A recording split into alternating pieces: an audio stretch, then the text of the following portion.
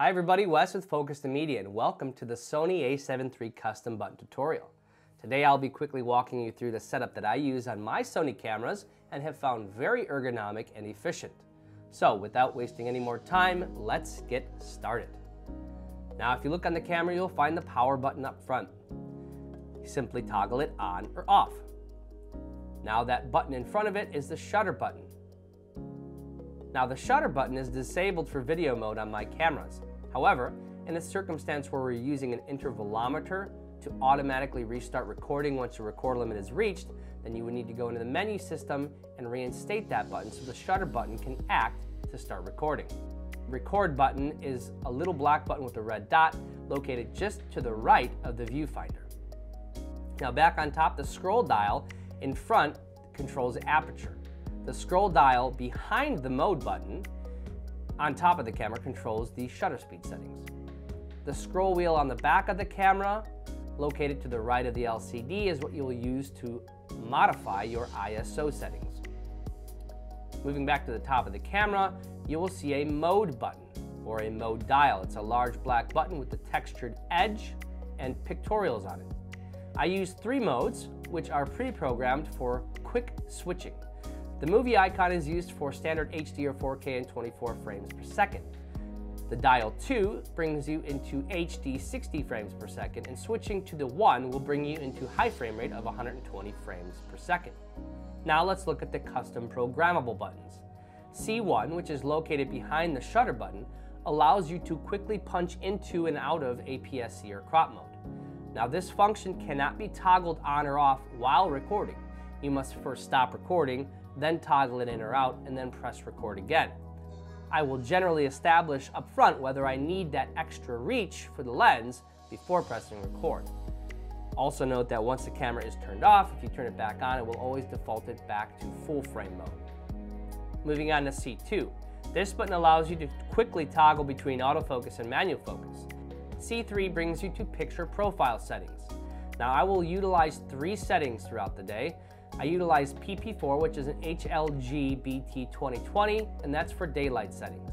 PP5 is HLG3 BT 2020, and that's reserved for darker areas where shadows need to be preserved. As well as PP10, which is a Cine 2 Pro color mode that I will use in situations where I do not intend to do any color grading or color matching. For your sake, plan to use PP4 and PP5, noting that these both require to be overexposed. You need to overexpose between 1/3 to 1 1/3 stops. The Sonys cannot be underexposed like Canons can. Sonys will present noise immediately in the shadows if underexposed. However, they are very forgiving of being overexposed. In fact, they often prefer it. Now looking at the back of the camera, you'll see that you have a D-pad which can be pressed directly in and also use left, right, up, and down to toggle in the different directions. Pressing the button in will bring you to your focus mode settings, and toggling left, right, up, and down will allow you to highlight the focus choice you want. I utilize 3 focus settings in autofocus mode. Wide. Wide is used when capturing wide scenes or simply tracking 1 or 2 people in an otherwise controlled and unobstructed frame. Face tracking autofocus boxes track the subject extremely well, and in addition, when in wide mode, you can choose to touch the screen to move into pinpoint focus mode. This will then place a point focus on whatever area you touched. You can move it from point to point and press the small X icon to exit back into wide autofocus. Now the next 2 focus modes are used generally to pinpoint focus on a specific subject that is mostly stationary. Now these modes are zone, and this allows you to choose about 1/3 of the total frame and move it around using the D-pad. The other is flexible spot with a large box chosen. This will give you a much smaller box than zone, but allow you to refine focus to a very limited and controlled area, perhaps a subject's face or a particular item. The main example of how I would use these would be to focus on the groom when your composition is such that it's looking over the shoulder of the bride, or vice versa, to put focus onto the bride's face when your frame is looking over the shoulder of the groom. Now the final option that I will use is to set my focus point with autofocus, then use the C2 button to switch back into manual focus to prevent any focus shifting or hunting if obstructions come into the frame. I will use this particularly for the aisle camera to ensure that I have focus set and then set it to manual so that it does not hunt as their position on stage changes. So now let's look at the function button on the back of the camera, located directly below the B pad. This function menu has a few helpful exposure tools that you will find.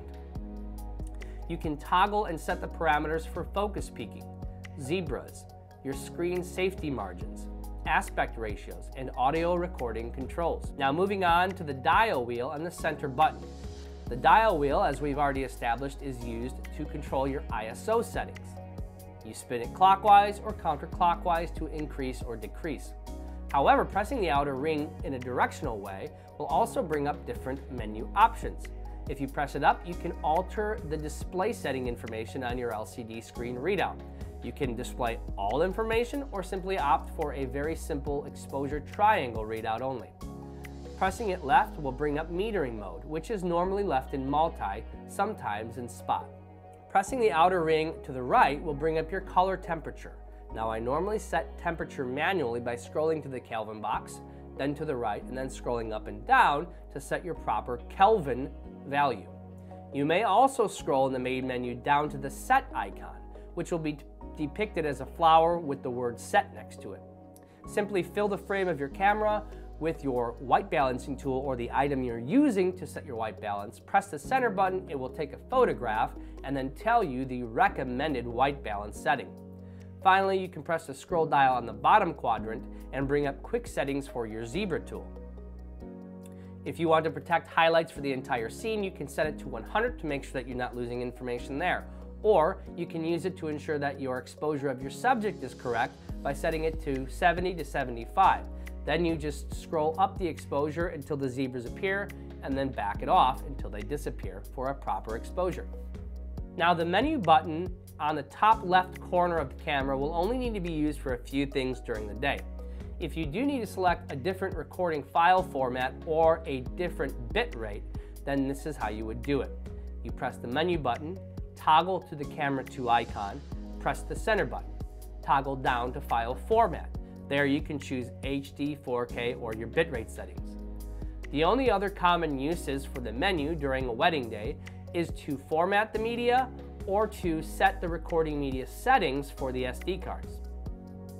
If at any time in the menu you need to go back to the previous screen, just press the menu button once and it will revert you back. So for formatting or choosing the record setting format, press menu, scroll all the way to the star icon, then scroll down and you will see custom presets. We dual record 2 SD card slots simultaneously on a wedding day. To ensure that the settings are correct, you must select Record Media Settings. Press the center button and then scroll down to Recording Mode and select the 4th option. The 4th option should say Simult with parentheses and an icon of film and photo. Standard mode will revert to only recording to the single card slot in slot 1. You can also format the camera by hitting the format option, choosing the card you want to format and selecting OK. And you can also go to cleaning mode to perform an automatic sensor shake cleaning function. Now moving back to the outside of the camera, the SD card slots are located on the right side. SD card slot 1 is located at the bottom with SD2 above it. The battery door is located on the bottom and can be accessed while mounted on some tripods. The left side of the camera will show you 2 3.5mm jacks. The red one is designated for use of external shotgun microphones or wireless audio receivers. The black jack is only for monitoring and headphones. And directly below those 2 jacks, you will see the micro HDMI port, which we would be utilizing if we were going to run external monitors for tools or exposure verification. Thank you for watching this tutorial on the Sony A7 III custom mapping. Now, if you stumbled across this video because you are a proud new Sony owner and you are just looking for a way to map your camera efficiently, then I have found that this is a great way to do it. It's very ergonomic and intuitive.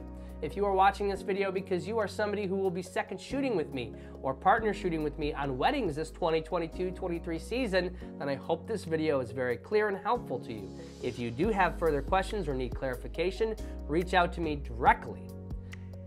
Now, if you are watching this and you want to see more from me, you can visit me on Instagram. You can visit me on my business profile on Facebook, Focused in Media. You can also visit me directly at my website, focusedinmedia.com. There you'll find the homepage, you'll find some video samples, some photo galleries, and the blog. You can also go ahead and visit Pinterest to find some of the infographics that I'm posting there, posting some tools and planning tips that will be helpful to brides and grooms who are getting ready to interview photographers and videographers, or who are in the middle of planning their wedding. Okay, thank you so much for watching. I appreciate your support. Of course, if you have any thoughts or comments, leave them in the comment section below. If you found this video valuable, please smash that like button. And that will tell YouTube that this is a valuable video with good content that ought to be shared with other people. And in this way, I appreciate your help. Have a blessed day, and until I see you next time, keep learning, keep growing, and keep at it. Out.